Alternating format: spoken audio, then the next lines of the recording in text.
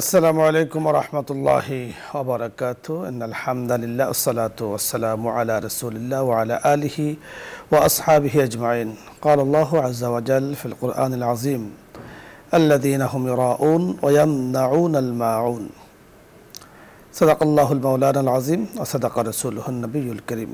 সুপ্রিয় দর্শক মণ্ডলী, মহান আল্লাহ তাআলার দরবারে লাখো কোটি শুকরিয়া আদায় করছি। রব্বে করিম আমাদেরকে অত্যন্ত গুরুত্বপূর্ণ দিনই একটি অনুষ্ঠানের সাথে যুক্ত রেখেছেন। আল্লাহ তাআলা শুকরিয়া আদায় করছি। রব্বিল লাকাল হামদ কামা ইয়ানবাগি লিজালালি ওয়াজহিক ওয়া আযীমি সুলতানিক। আপনাদের সকলকে স্বাগত জানাচ্ছি আজকের এই সুন্দর আয়োজনে। আল্লাহ রব্বে করিম ইবাদত করতে আমাদেরকে হুকুম করেছেন। মুখলিসিনা লাহুদ্দিন, একনিষ্ঠভাবে আল্লাহ পাকের জন্য ইবাদত হবে। সেই ইবাদতকে যদি কেউ লোক দেখানো কোনো মাখলুকাতকে উদ্দেশ্য করে তাহলে তার পরিণাম কি? আজকে আমরা এই বিষয় নিয়ে কথা বলবো।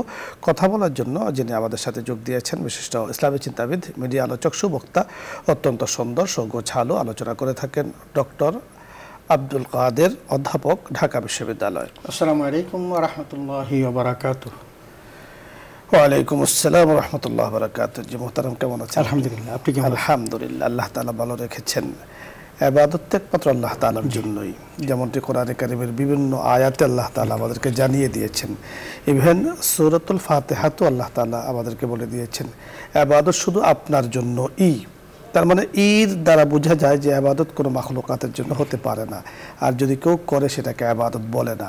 এই ধরনের যদি কেউ কোনো মাখলুকাতকে খুশি করার জন্য, কোনো কাউকে পাওয়ার জন্য কোনো কিছু করে ইবাদত করে, বিশেষ করে আপনি জানেন যে বুখারী শরীফের সর্বপ্রথম যে হাদিস ইমাম বুখারী রাহমাতুল্লাহ আলাইহি উল্লেখ করেছেন, ইন্নামাল আমালু বিন্নিয়াত ওয়া ইন্নামা লিমরিইন মা নাওয়া ফামান কানাত হিজরাতুহু ইলাল্লাহি ওয়া রাসূলিহি ফাহিজরাতুহু ইলাল্লাহি ওয়া রাসূলিহি ওয়া মান কানাত হিজরাতুহু ইলা দুনিয়া ওয়া ইউসিবুহা ফাহিজরাতুহু ইলা মা হাজারা ইলাইহি।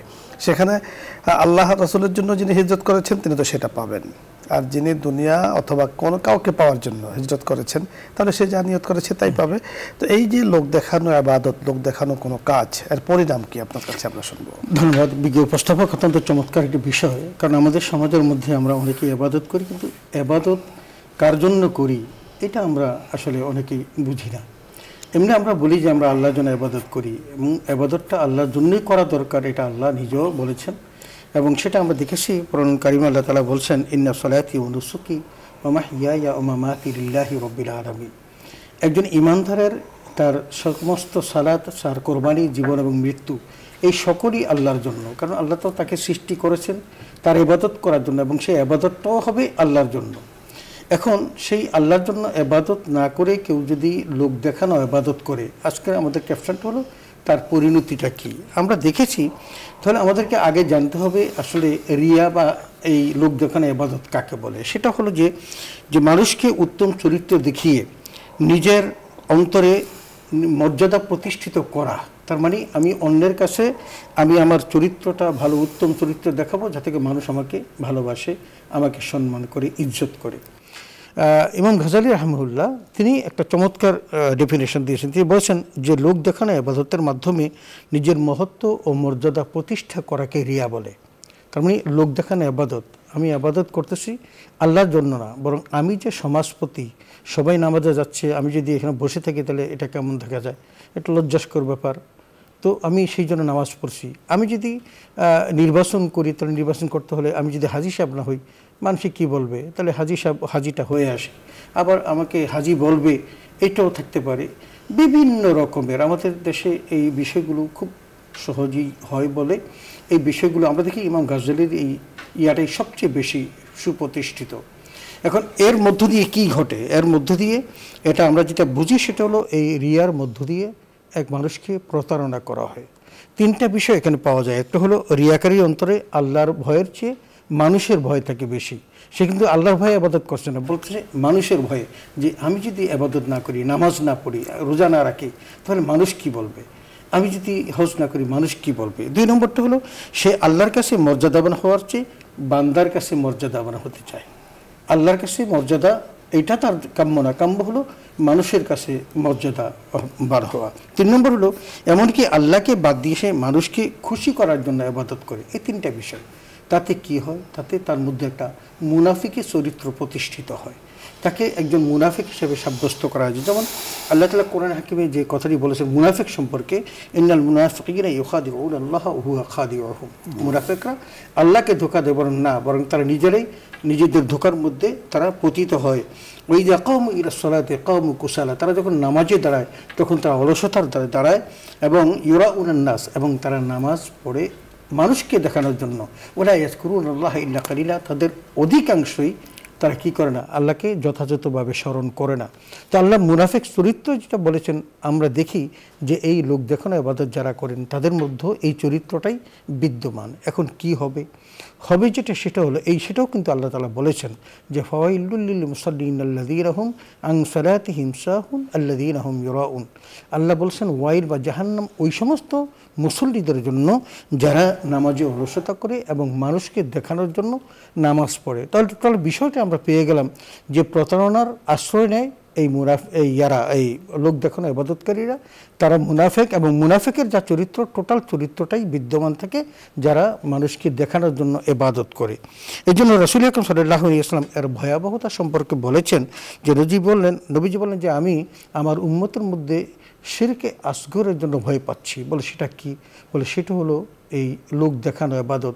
এই শিরকে আসগর করতে করতে একসময় সেই অনেক বড় একটা গুনার মধ্যে বা শিরকের মধ্যে পতিত হবে। 2 নম্বর হাদিসটা হলো ইবাদতের মধ্যে একটি ধূলিকণা পরিমাণ লোক দেখানোর মনোভাব থাকলে আল্লাহ তাআলার কাছে ওই ইবাদত কোনোভাবেই গ্রহণযোগ্য হবে না।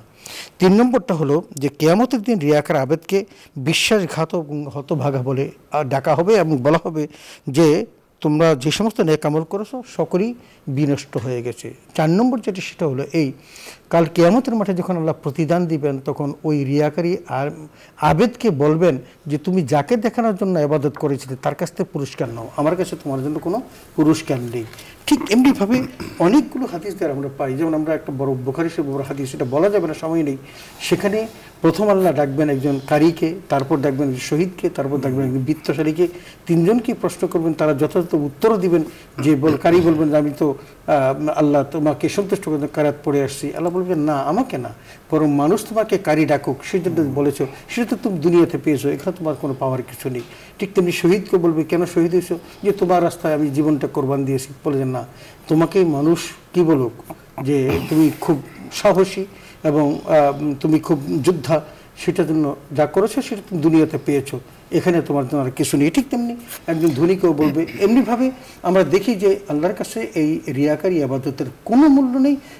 তারা দুনিয়ার জীবনে তারা যতটুকু প্রশান্তি লাভ করার পাবে, পরকালের জীবনে তারা একেবারে শূন্য হাতে ফিরবে, তাদের অংশ পরকালে থাকবে না। যথার্থ আপনি বলছিলেন। দর্শক মণ্ডলী, লোক দেখানো ইবাদত আল্লাহ পাকের দরবারে পৌঁছে না, সেটা যাকে দেখানোর জন্য ইবাদত করছে তার কাছে পৌঁছে। আল্লাহ রাব্বে কারীমের কাছে ওই ইবাদতে পৌঁছে, তিনি ওই ইবাদতে কবুল করেন যে ইবাদত শুধুমাত্র রব্বে কারীমের জন্যই হয়ে থাকে। তাই তো রব্বে কারীম আমাদেরকে পবিত্র কোরআনে আয়াত নাজিল করে আমাদেরকে শিখিয়ে দিয়েছেন, জানিয়ে দিয়েছেন যে ইবাদত কার জন্য হবে। ইয়াকা না'বুদু ওয়া ইয়াকা নাস্তাঈন, ইয়া রব, ইবাদত শুধু আপনার জন্যই আমরা করে থাকি, আর সাহায্য শুধু আপনার কাছেই চেয়ে থাকি। এবং আমরা সব সময় আল্লাহ রাব্বে কারীমের কাছে আমরা বলি আমাদের নামাজ, আমাদের রোজা, আমাদের হজ, আমাদের যাকাত, অর্থাৎ ইবাদতের সাথে সম্পৃক্ত সকল কিছু লিল্লাহি রাব্বিল আলামিন, আল্লাহ তাআলার জন্য আমরা করে থাকি। আল্লাহ তাআলার কাছে আমরা সেই দোয়াই করছি আমাদের সকল ইবাদত যেন আল্লাহ তাআলার জন্য হয়। সব ধরনের লোক দেখানো ইবাদত থেকে আল্লাহ পাক আমাদেরকে হেফাজত করেন। আমাদের ডক্টর আব্দুল কাদের সাহেব বড় সুন্দরভাবে বলেছেন যে ইবাদত যদি লোক দেখানো হয়, আল্লাহ তাআলার জন্য সেটা না হয়, তাহলে এই ইবাদতকারী মুনাফিকের তালিকাভুক্ত হয়ে যায়।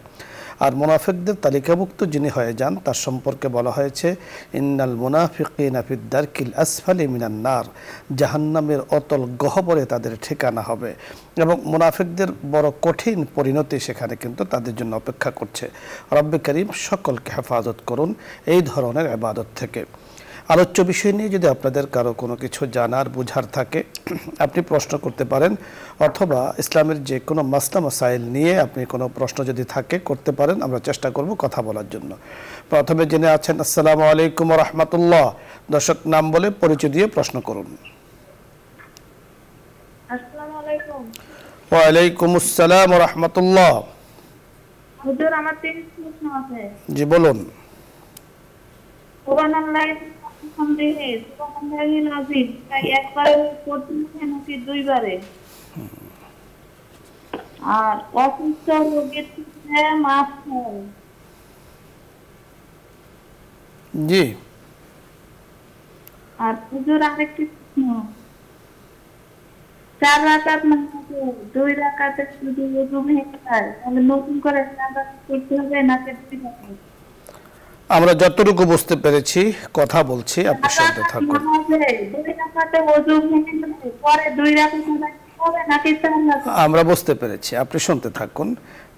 দ্বিতীয় প্রশ্নটা যদিও বুঝতে পারিনি, দুটো প্রশ্ন আমরা পেয়েছি, আপনি খুব খেয়াল করে শুনুন। সুবহানাল্লাহি বিহামদিহি সুবহানাল্লাহিল আযীম, এই জিকিরটা তো একসাথে একসাথে আপনি চাইলে সুবহানাল্লাহি ওয়া বিহামদিহিও বলতে পারেন অথবা সুবহানাল্লাহি বিহামদিহিও বলতে পারেন। সুবহানাল্লাহিল আযীম একই জিকির, অত্যন্ত বরকতপূর্ণ এবং তাৎপর্যপূর্ণ এবং ওজনী এক জিকির, যা বুখারী শরীফের সর্বশেষ হাদিস, ইমাম বুখারী শরীফ উল্লেখ করেছেন ইমাম বুখারী রাহমাতুল্লাহ আলাইহি। আরেকটি প্রশ্ন তিনি করেছেন, 2 রাকাত 4 রাকাত বিশিষ্ট নামাজে দাঁড়িয়েছেন, 2 রাকাত পড়তে গিয়ে ওযু চলে গিয়েছে, সেক্ষেত্রে উনি কি করবেন? তিনি উযু করে এসে বাকি 2 রাকাত পড়বেন, তার 2 রাকাত আদায় হয়ে গেছে। মানে এটা হলো জামাতে যদি পড়েন, আর যখন তিনি একাকী পড়বেন তখন পুরোটা নতুন ভাবে পড়তে হবে। বিষয়টি আমাদের শায়েখ বড় চমৎকার বলেছেন। দেখুন, আপনি যদি কোনো পুরুষ হয়ে থাকে, তিনি জামাতে নামাজ পড়েন অথবা ইমামতি করে থাকেন, তাহলে তিনি 2 রাকাত ওনার পড়েছেন অথবা 3 রাকাত পড়েছেন, ওযু চলে গিয়েছে, সেক্ষেত্রে আপনি এমনভাবে যাবেন কাতার থেকে অতিক্রম করে, কারোর সাথে কথা বলা যাবে না, কোনো দিকে তাকানো যাবে না, সোজা ওযুখানায় গিয়ে আপনি ওযু করে আবার এই নামাজে অংশগ্রহণ করতে পারেন। এটাকে বলা হয় লাহেক কিতাবের পরিভাষায়, অর্থাৎ আপনি শুরুতেও ছিলেন, শেষেও ছিলেন, মাঝখানে ছিলেন না। মাঝখানে যেটা ছুটে গিয়েছে এটাকে ইমামের সালাম ফিরানোর পরে আদায় করে নেবে। আর যদি আপনি একই নামাজ পড়েন, তাহলে ওযু যখন ছুটে যাবে তখন পুনরায় আবার নতুন করে ওযু করে পুনরায় নামাজ পড়বেন। পরবর্তী দর্শকের কথা আমরা শুনবো। জি আসসালামু আলাইকুম ওয়া রাহমাতুল্লাহ। ওয়ালাইকুম আসসালাম হুজুর। জি ওয়ালাইকুম আসসালাম। টিভির ভলিউম কমিয়ে কথা বলি। জি হুজুর, আমার একটি প্রশ্ন। হ্যাঁ, আমার একটি প্রশ্ন হুজুর। বলুন। আমার ছেলের হওয়ার আগে বুঝছেন, আমি দোয়া করছিলাম আল্লাহর কাছে, আল্লাহ আমি হলো গান মাদ্রাসায় 4টা খাসি দেব। আমার স্বামী তো মারা গেছে, আমার ছেলের বয়স এখন 24 বছর, আমি এখনো দেই নাই হুজুর, আমি কি করতে পারি? আমরা বুঝতে পেরেছি, ধন্যবাদ আপনাকে, আপনি শুনতে থাকুন, আমরা কথা বলছি। ধন্যবাদ। আসলে আপনি যদি এরকম কোনো মানত করে থাকেন, তো মানত আদায় করা কিন্তু ওয়াজিব, আপনি এটা আদায় করে নেবেন। আর অর্থবিত্ত থাকলে এই সমস্ত মানত আদায় করলে আরেকটা উপকার হয়, সেটা হলো বালা মুসিবত থেকে বাঁচা যায়, আল্লাহ তাআলা হেফাজত করে। সুতরাং আপনি যেটা মানত করেছেন সেটাই পূরণ করার চেষ্টা করুন। মান্নত যদি হয়ে থাকে, আপনি বলেছেন নিয়ত করেছেন, নিয়ত একটি, মান্নত আরেকটি। যদি আপনি মান্যতি করে থাকেন যে আপনি আল্লাহ তাআলার নামে মান্যত করেছেন, আল্লাহ তাআলা যদি আপনাকে পুত্র সন্তান দেয়, আপনি 4টি খাসি মাদ্রাসায় দান করবেন, তাহলে এটা মান্যত হয়ে গিয়েছে। আরেকটি হলো আপনি নিয়ত করেছেন, নিয়তে আল্লাহ তাআলা বরকত দেয়, তারপরও নিয়ত করুন আর মান্যত করুন। মান্যতটা ওয়াজিব হয়ে গিয়েছে, নিয়তটা আদায় করা আপনার জন্য ভালো, এজন্য ছেলের জন্য ভালো, আপনার জন্য ভালো, পরিবারের জন্য ভালো, এজন্য এটা আদায় করে নেওয়া যদি নিয়ত হয়ে থাকে। মান্যত তো আদায় করতেই হবে। আমরা পরবর্তী দর্শকের কথা শুনবো। জি আসসালামু আলাইকুম ওয়া রাহমাতুল্লাহ। আসসালামু আলাইকুম ওয়া রাহমাতুল্লাহ। ওয়ালাইকুম আসসালাম ওয়া রাহমাতুল্লাহ। আমি সাতক্ষীরা থেকে বলছি। জি বলুন। আমি একটা মানুষ মারা গিয়েছে রাত্রে, অনেক রাত্রে, রাত 12টার দিকে। এখন সে মারা যাওয়ার পরে এখন আমি কাপড়ের কাপড় আমার বাড়ি আনা নাই, কিন্তু আমি ওই লাশটা নাপাক হয়ে গিয়েছে। এখন আমি ওকে গোসল করে বাড়ির যে কাপড়, পাক কাপড় থাকবে, পায়ে দিয়ে কি আমি ঢেকে রাখতে পারবো? জি আমরা বুঝতে পেরেছি, আপনি শুনতে থাকুন। বুঝতে পেরেছেন, অর্থাৎ কেউ মারা গিয়েছে সম্ভবত, তো নাপাক হয়ে গিয়েছে, কাপড়ের কাপড় সম্ভবত, অনেক লম্বা কথাই বলেছেন, পুরোটা বোঝা যায়নি। তো শেষের যে কথাটি বুঝতে পেরেছি যে লাশটা নাপাক হয়ে গিয়েছে। নাপাক স্বাভাবিক, মানুষ যখন মারা যায় তখন তো মলমূত্র অনেক সময় বের হয়ে যায়, নাপাক হয়ে যেতে পারে। তো সেক্ষেত্রে পাক কাপড় দিয়ে ওটাকে ঢেকে রাখা যাবে কিনা? আসলে যেটা করণীয় সেটা হলো, আমরা যে নাপাক তো হয়, নাপাক হওয়ার যখন উজু গোসল করায় তখন তার নাপাক পরিষ্কার করে কিন্তু তাকে উজু করানো হয়, তারপর গোসল দেওয়া হয়। তো তার আগে যদি সিমটমটা বোঝা যায় যে তার নাপাক হয়ে গেছে, তখন তাকে একটা পরিষ্কার কাপড় পরিষ্কার যে কোনো কাপড় দিয়ে তাকে ঢেকে রাখা উচিত।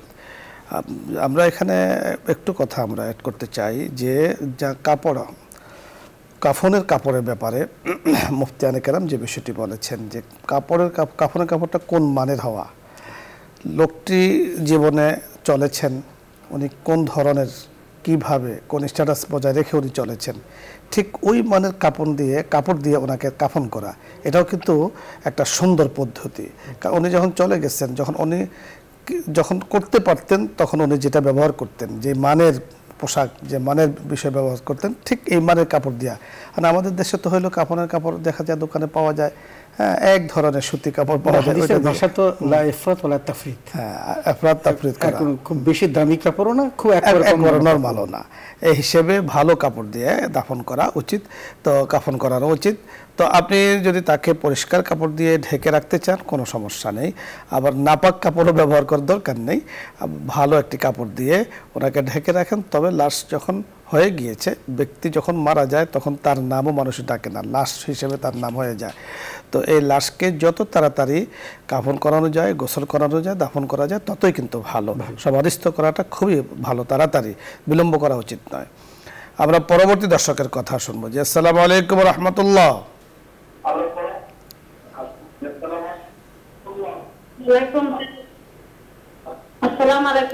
ওয়ালাইকুম আসসালাম। বলুন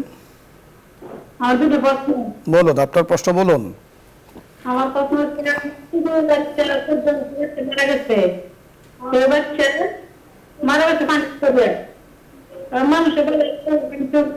মারা গেলে ভালো না, আমার আপনার কথাগুলো কেটে কেটে আসছে, আমাদের কাছে বোঝা যাচ্ছে না, আপনি আরেকবার চেষ্টা করুন, কানেকশনের লাইনে কোনো সমস্যা হতে পারে। পরবর্তী দর্শকের কথা শুনবো। জি, আসসালামু আলাইকুম রহমতুল্লাহ।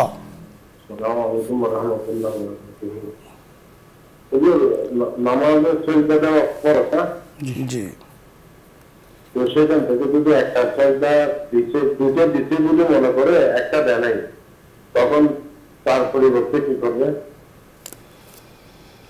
হ্যাঁ, মনে হচ্ছে আমি একটা সাজদা দিই নাই, এরকম মনে হয়। আমরা বুঝতে পেরেছি, আপনার কথা বুঝতে পেরেছি, আপনি শুনতে থাকুন, আমরা বুঝিয়ে বলার চেষ্টা করছি।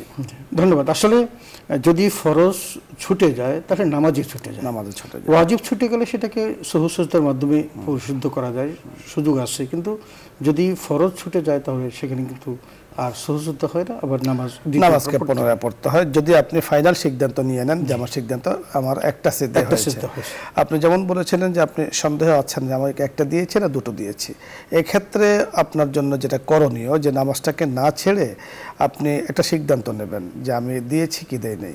যদি দিয়েছেন তাহলে তো হয়ে গেল, আর যদি না দিয়ে থাকেন তো একটা দিয়ে নেবেন। তাহলে আপনার যে পেছনে যে নামাজগুলো পড়েছেন 4 রাকাতের মধ্যে হতে পারে, 3 রাকাতে হতে পারে, তা আপনার এই অর্জনটা নষ্ট হলো না। এজন্য গালিবে গুমান, আপনার প্রবল যে ধারণা যে দিকে যায় তার উপরে আমল করা। আমরা পরবর্তী দর্শকের কথা শুনবো। জি, আসসালামু আলাইকুম রহমতুল্লাহ। ওয়ালাইকুম আসসালাম। ওয়ালাইকুম আসসালাম, আপনি প্রশ্ন করুন। আমরা নিয়মিত একটা দর্শক, আমার ছেলেটা খুব অসুস্থ, একটু দোয়া করবেন। আমার ছেলে 5 ওয়াক্ত নামাজ কালাম পড়ে, যদি আল্লাহ তাআলা ওকে সুস্থতার নিয়ামত দান করুন, আমরা দোয়া করছি। পরবর্তী দর্শকের কথা শুনবো। জি, আসসালামু আলাইকুম রাহমাতুল্লাহ। টিভির ভলিউম কমিয়ে কথা বলি।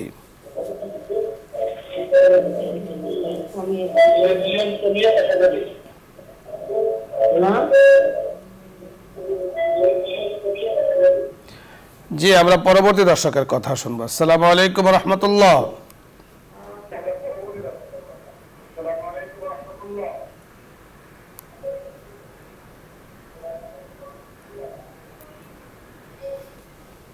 দর্শক শুনতে পাচ্ছেন, প্রশ্ন করুন।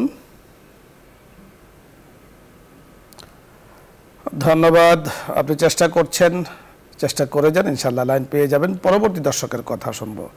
আসসালামু আলাইকুম ওয়া রাহমাতুল্লাহ। আসসালামু আলাইকুম। ওয়া আলাইকুম আসসালাম ওয়া রাহমাতুল্লাহ।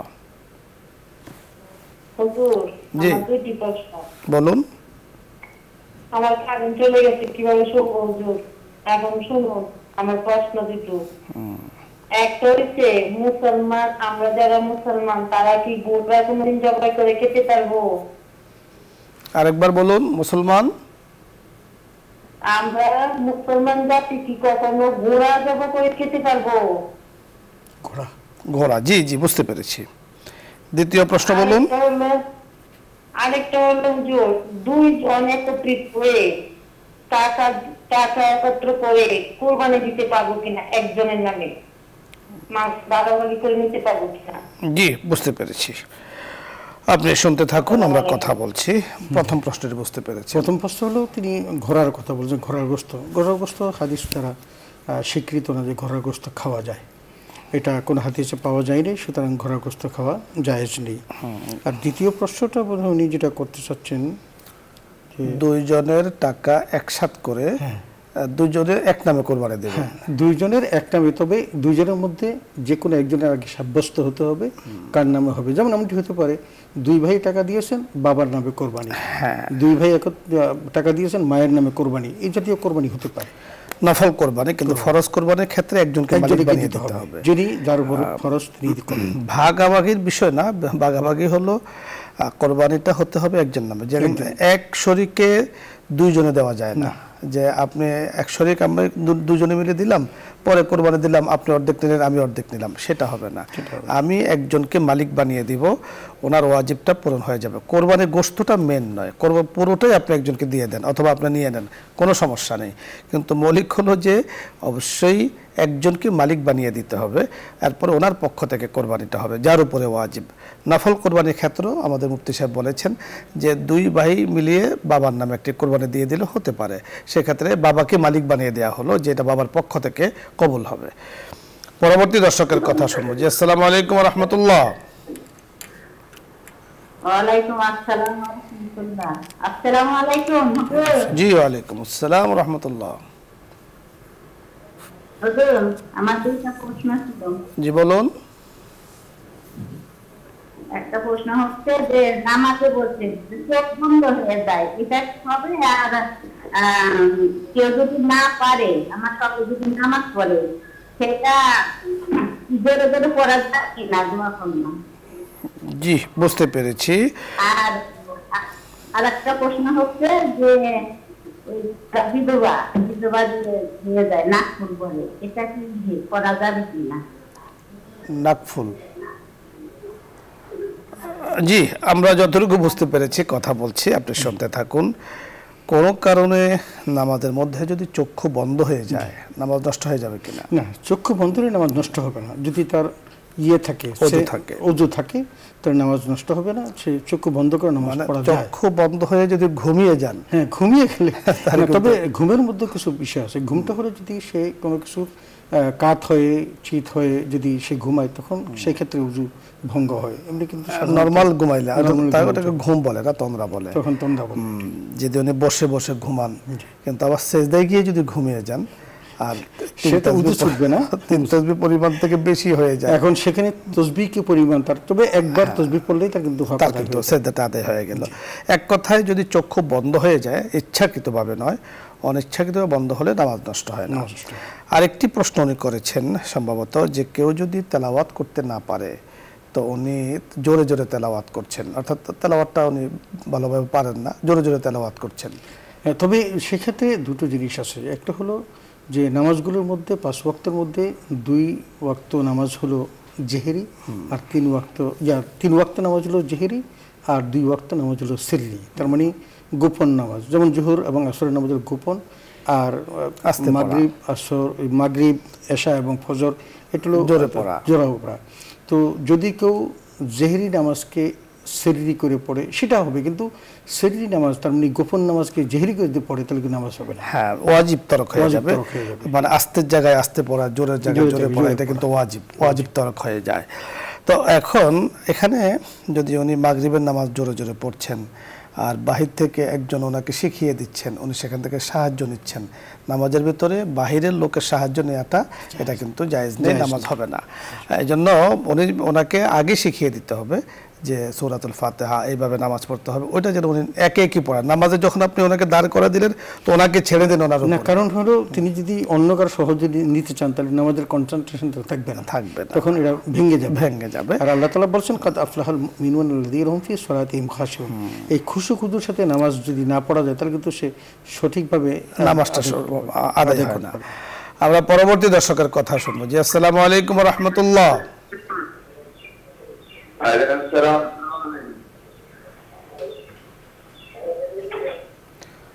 পরিচয় বলুন, প্রশ্ন করুন।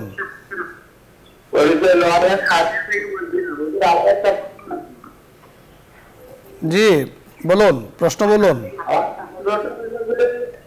টিভির ভলিউম কমিয়ে নিন, এরপরে কথা বলুন।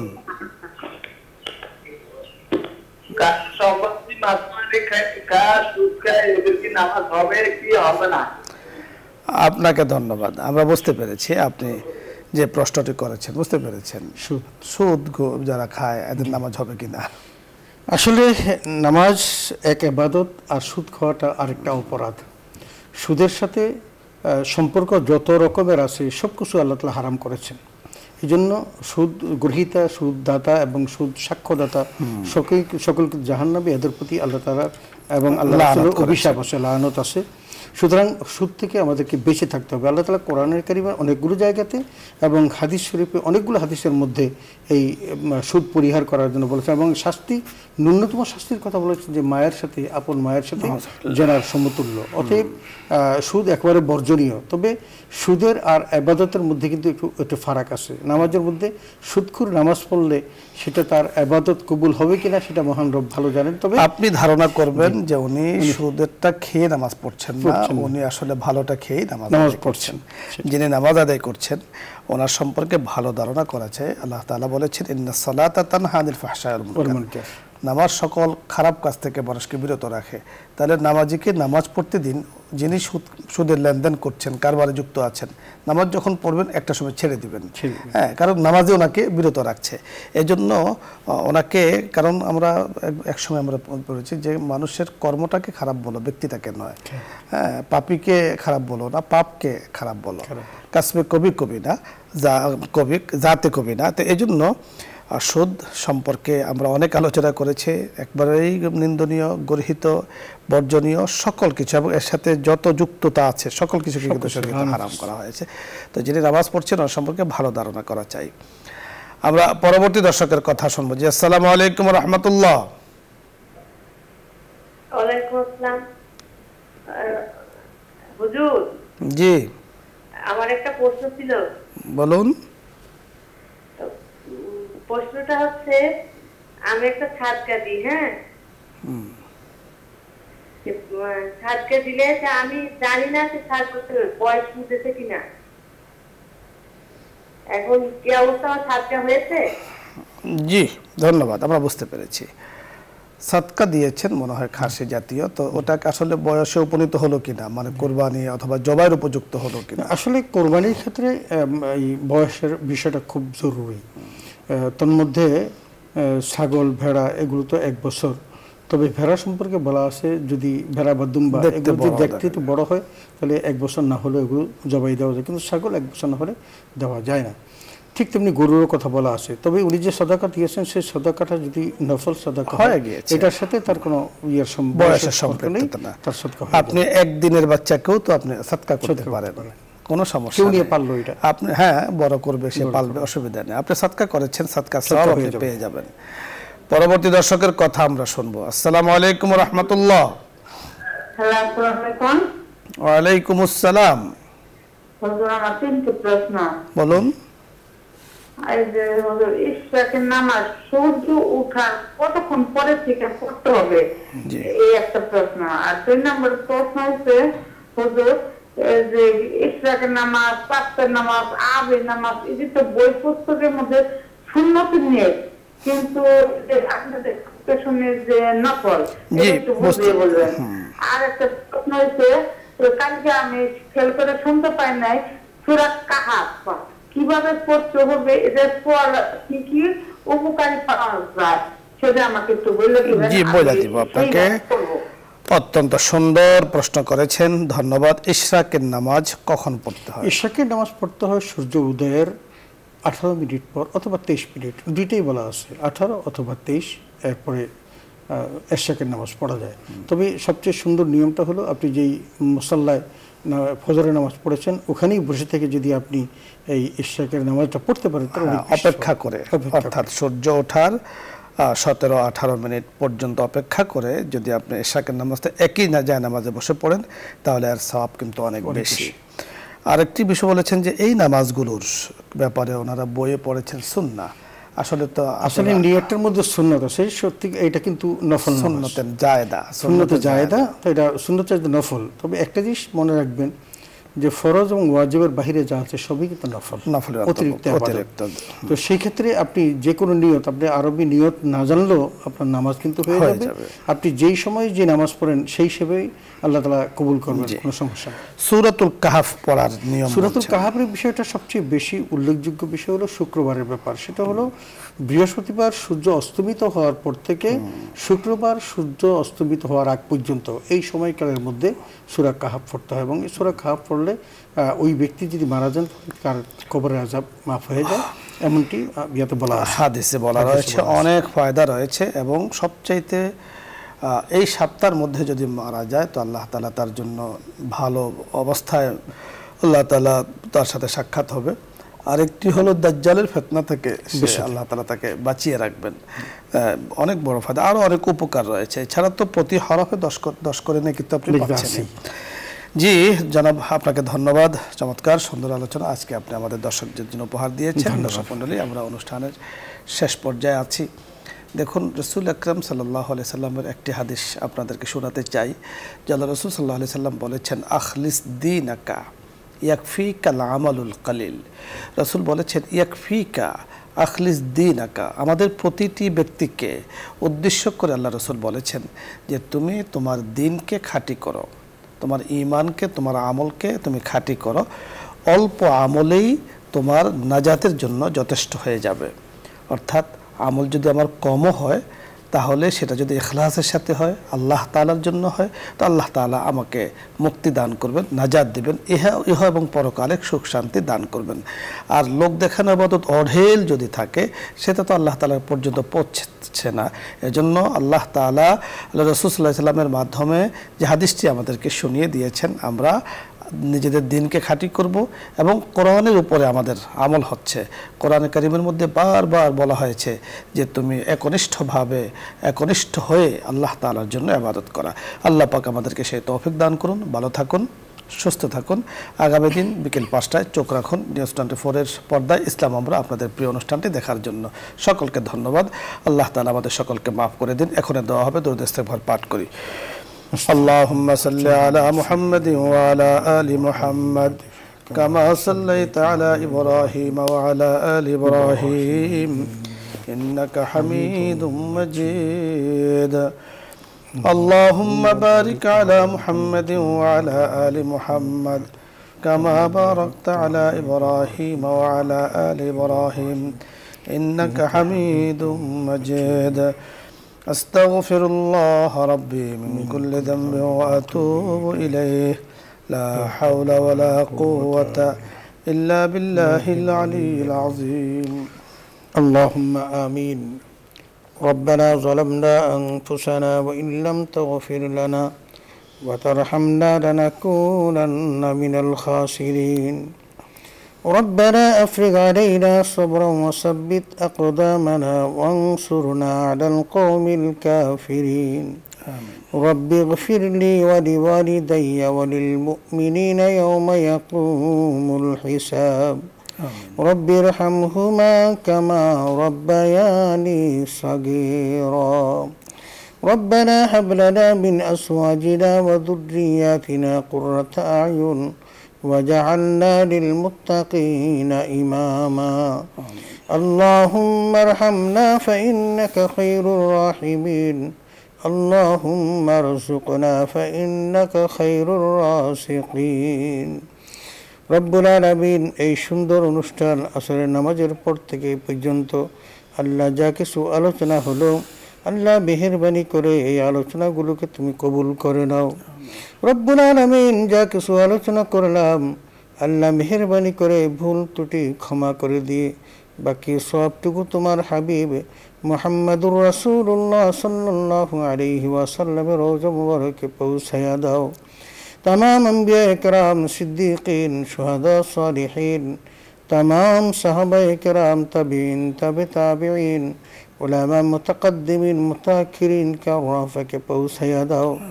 रब्बुल आलमीन मशरिक़ से मग़रिब शिमाल से जुनूब तक अल्लाह तुम्हार जो तो प्रिय बंदा बंदी पृथ्वी থেকে বিদায় নিয়েছে আল্লাহ তামামের রূহে মুবারকে সবগুলো পৌঁছায়া দাও রব্বুল আলামিন যারা হাত তুলেছি আল্লাহ মেহেরবানি করে আমাদের প্রত্যেকের মা বাবা ভাই বোন আত্মীয় স্বজন পাড়া প্রতিবেশী আল্লাহ খুসুসান বসুন্ধরা গ্রুপের চেয়ারম্যান মহোদয়ের পরিবার পরিজনদের মধ্যে যারা এতিম হয়ে কবরে শায়িত তামামের রূহে মুবারকে সবগুলো পৌঁছায়া দাও রব্বুল আলামিন হাদিয়াগুলোর বরকতে কিয়ামত পর্যন্ত তাদের কবর আযাব মাফ করে দাও আল্লাহ তাদের কবরগুলোকে রওজাতুম মিন রিয়াজিল জান্নাত বানাইয়া দাও রব্বুল আলামিন তাদের কবরগুলোকে নূরুম মিন আনওয়ারিল জান্নাত বানিয়ে দাও আল্লাহ কবরে রেখে জান্নাতের সকল নেয়ামত তাদের নসিব করে দাও রব্বুল আলামিন